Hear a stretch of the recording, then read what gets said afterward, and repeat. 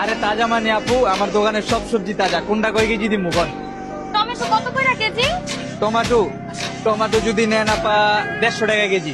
কি বলেন 150 টাকা? পাশের দোকানের ভাই তো আমার থেকে 100 টাকা করে রাখে। কি কোন? পাশের দোকানের ভাই আপনার থেকে 100 টাকা কেজি রাখে? হ্যাঁ, আমি প্রতিদিনই তার থেকেই নিই। তুই বলে আপারে 150 টাকার টমেটো 100 টাকায় দেস? কি তোর আপা এই কথা কইছে? আমার কি কইছে জানো? করে ভাই তুই দিস। ভাই করলা কত করে কেজি? করলা লইবেন?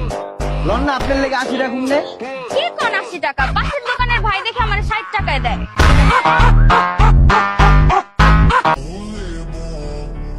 পরে আপা এডি কয়? হ বেটা, তুই বলে 80 টাকার করলা 60 টাকায় বেচোস? এডি করে নি বাজারে আহেন।